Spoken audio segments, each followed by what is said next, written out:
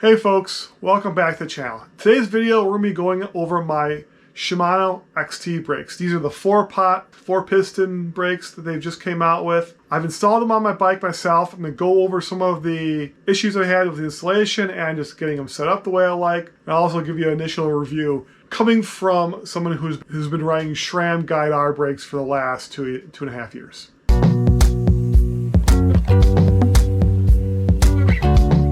Here's my Shimano XT brake. Some of the changes I've noticed from this model versus previous models I've used in the past is now we have this little bumper here that rests against the handlebar, and I guess that's there just to give you a little bit more stronger feel for the lever. So when you're pulling this, when you're pulling hard, there's no flex here at the actual clamp.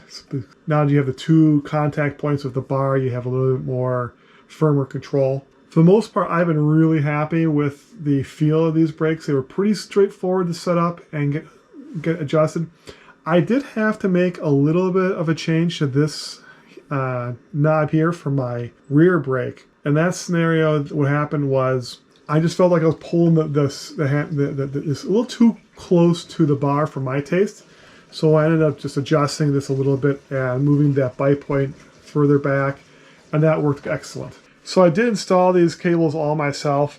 And one thing I will say is I probably was a little bit too, I may have been a little bit too liberal with how much hose I wanted to keep on the rear brake, and maybe even to some extent on the front. I've seen people say that really the front doesn't matter as much because you're not going to swing around that far. But for the back, I probably could have taken off another 2 inches of this, just because I did want to keep it so that I could twist the bars all the way around and not worry about losing it, popping one of these out. There is the cable that comes in here. If you do crash and you do get something pulled here and it pulls out, you're kind of out of luck. But the good thing is that if you want to just go out and buy the only thing you need to do to shorten these cables is buy new olives. A new olive set is like $4, so it's really not that big of a deal to go out and chop this down a couple inches and put one in. I just, for now, it's not making noise, so it's good with me.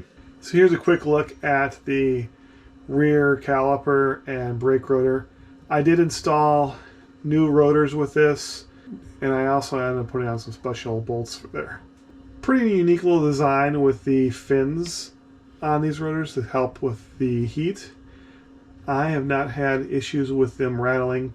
I know some people have noticed them rattle before. I've had a few rides now on the bike with the new brakes, and so I've had enough that I can say I can form an opinion on how they perform. And what I want to talk about first is how they perform versus SRAM brakes. My experience with SRAM in the last couple years, I've been running Guide R brakes, and those have been fine. Those brakes were, they worked pretty well. The levers were, modulation was nice, the feel was okay.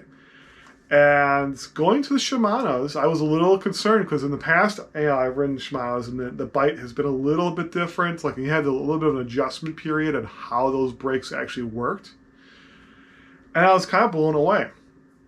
The Shimanos have just as much modulation now compared to the SRAMs do, and really vastly improved compared to what the 7000 series brakes were. And I'll get more into that later. But the feel, the braking power, everything has been improved on the Shimanos. And I was really impressed with the brakes. And I thought for sure I would have a little bit of an adjustment period going from the guides back to the XTs. But really, it's been very smooth sailing. I've really impressed with how well these brakes work.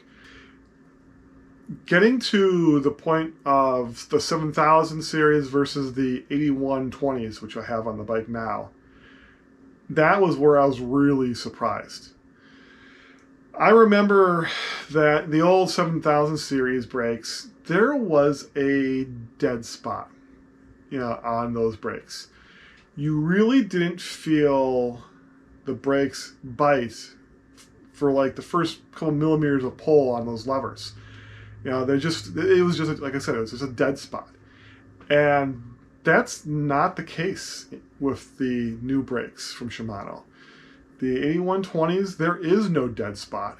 It's all modulation, and it's great. It's, you know, it's when you look at that and you say that's a perfect example of, like, the 7100s were that example where you didn't feel anything, but then boom, the brakes were there and they were strong, and it was a big bite. It's really not the case anymore with Shimano brakes. The 8120s, there is more modulation. There is no dead zone on those levers. And it's, you know, that's impressive. I was really impressed with how much better those were compared to the 7000s. So that was kind of a funny thing, is like I really was expecting to have a little bit of grace period to say, okay, get back to used to how those brakes worked. But I'm really impressed with the new 8120s. You know, we're going to go through cons and we're going to go through pros now. And I'm going to start with the cons. The biggest cons that I think you're going to have with the Shimano brakes is finding them. When I bought these brakes over the winter, I didn't buy them together. I bought the rotors when I saw they were available. I bought the front brake when I saw it was available, and then I bought the rear brake when it was available. I did not make that one big purchase and say, okay, front, back, and rotors all in one swoop. I couldn't do it. They just were not available. That is a big issue right now with all the Shimano stuff. Shimano didn't have stockpiles of their 12-speed or their new brakes sitting in a warehouse to handle the pandemic. And clearly SRAM did, but Shimano didn't. So going out and finding these brakes is truly going to be a con. I mean, it's going to be tough to find them. There's no two ways about it. The other thing I think is a con, and this is a pro. This is kind of a mixed con. In my opinion, setup is a con. Not so much that they're hard to set up. They're very easy to set up. They're very easy to install. But what I would say is that the con is getting them to feel exactly the same. My left and right are still not in uniform. They're not. I've made a little adjustments here and there, and they're close. They're really close. But I can still feel like, so, you know, first couple of rides, I immediately adjusted the rear. And then recently I've noticed I feel like the front is a little bit off. And I don't know if it's because I was messing with the levers. It might have been when I was showing the video earlier. But they're not completely uniform. And that to me is probably going to be a con for some people. And it definitely when you're riding, that the feel is going to be a little bit different. Granted, after you've been riding for like a half hour, you're not going to notice it. You're going to just adjust to it and you'll be fine. But when I first got on the bike, I'm like, oh yeah, I feel a little bit. And actually, last ride or two, I didn't notice it at all. But it was when I first after the first ride this weekend, I did kind of notice it, but not after the second ride this weekend. So that to me is probably going to be a con. One thing I didn't like about the upgrade process and installation is that I bought my 12-speed shifter before I bought my brakes. So at the time, I wasn't looking at, is this EV spec compatible? And looking at it now, it looks like I need to buy a new body underneath that shifter to actually hook into the brake for the EV spec. And that's kind of lame. I was able to go out easily buy just this little simple adapter for the Wolf tooth to make that a one clamp. But on the shifter, it seems to be that the back body actually has to be replaced. They didn't make it easy for that to be interchangeable. So when you buy a shifter, you physically have to buy a body that's EV compatible or not. And unfortunately, I didn't really know that at the time, and I don't even know if I could have, even if I'd wanted to, I don't think I would have been able to make it work with the guides I had at the time. So that was totally a bummer. And that's, in my opinion, a con. And I think that's kind of where SRAM has been really good about making sure that their matchmaking system works just across the board. Shimano keeps on trying to change it every other year, which is kind of annoying for anyone who's upgrading their bikes not all at once. If you're upgrading it all at once, you're all good. But if you're doing it over time, it's kind of a pain in the butt. The pros for these brakes is it's amazing how better the feel of these brakes are. The modulation, everything with that, with the bite, it's really good. It's a really confident, inspiring brake. It's kind of funny, like when you have brakes that will stop you, and I'm 240 pounds. Now when I'm going 20, 25 miles an hour on a bike, I need something that I know can stop me. I don't want to be in a situation where I'm pulling those brakes and I'm still going, and I'm still going too fast. I need to know that my brakes can slow me down. And that's what Shimano brakes provide. That you will know you can slow down. And the other piece of what I think is great about Shimano is the feel.